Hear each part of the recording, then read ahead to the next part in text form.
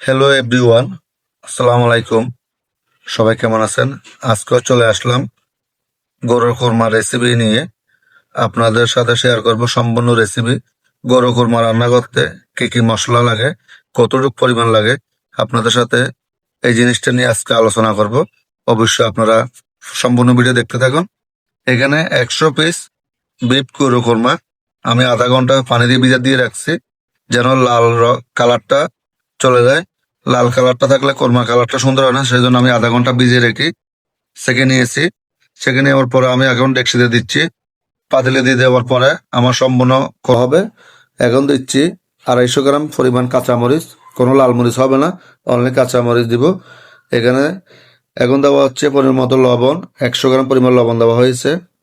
এখানে 25 গ্রাম হলুদ গুঁড়া, 25 গ্রাম হলুদ গুঁড়া পরে দিব 50 গ্রাম জিরা বাটা, 50 গ্রাম পোস্তা বাটা, 50 গ্রাম কাজু বাদা, 50 গ্রাম চীনাবাদাম বাটা। আমরা 15 গ্রাম দিচ্ছি। 200 গ্রাম আদা বাটা, 200 গ্রাম রসুন বাটা দিব। দিয়ে আমাদের সম্পূর্ণ মশলাগুলো আপনাদের সাথে দেখাবো। এখানে দেওয়া হচ্ছে কাঁচা মরিচ দেওয়ার পরে এখন দিচ্ছি আমরা টক দই। পেঁয়াজ দিচ্ছি 1.5 কেজি পরিমাণ।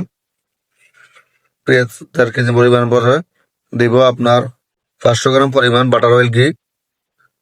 এখন দেওয়া হচ্ছে আমাদের গরম মশলা, কাবাব চিনি, এলাচি, দারচিনি, তেজপাতা, ওগুলা পরিমাণ মতো।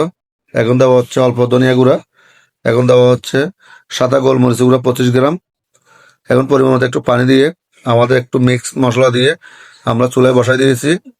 এই শুকনো মশলাগুলো আমরা পাউডার করে লাস্টে দিব। এখানে আমাদের যতক্ষণ মাংসগুলা সিদ্ধ করব, পেঁয়াজ, কাঁচামরিচ এগুলো সম্পূর্ণ গলে যাবে। গলে যাওয়ার পরে আমাদের মাংসগুলা কালারটা এভাবে চলে আসলে আমরা এখানে দিব 500 গ্রাম পরিমাণ দুধ পাউডার। 500 গ্রাম পরিমাণ দুধ পাউডার 100 পিস গরু কোরমার জন্য। এভাবে আমরা দুধগুলো দেওয়ার পরে একটু ভালো মতো লেড়ে ছেড়ে নিব। এখানে কয়েকটা কাঁচামরিচ দিয়ে আমরা এই কোরমাটা দমে দিয়ে দিব। আমাদের সম্পূর্ণ কোরমাটা কিন্তু এখানে রান্না হয়েছে 80%, এবং 20% কোরমাটা আমরা ইয়াতে রান্না দমে রাখবো। দমে রাখার পরে আমাদের ঝোলটা এখন একটু পানি আছে, এই ঝোলটা আরো 20 মিনিট আমাদের দমে থাকার পরে ঝোলটা গাঢ় হয়ে যাবে। দেখুন আমাদের কোরমা এবং এই সিদ্ধ হয়েছে কিনা আমরা এগুলা একটু ট্রাই করতেছি। যদি আমাদের সিদ্ধটা হয়ে যায় তাদের নামে ফেলবো, সিদ্ধ না হইলে একটু বেশি করে আপনার দমে রাখবেন। তাই আজকে সম্পূর্ণ ভিডিওটা আপনাদের সাথে শেয়ার করলাম আমার গরু কোরমা রেসিপি।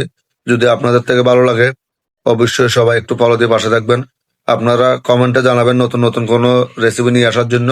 আপনারা রেসিপির জন্য আপনারা কমেন্ট করলে অবশ্যই আমি চেষ্টা করব আপনাদের সাথে নতুন নতুন রেসিপি নিয়ে আসবো। আজকে এই পর্যন্ত, আল্লাহ হাফেজ, সবাই ভালো থাকবেন।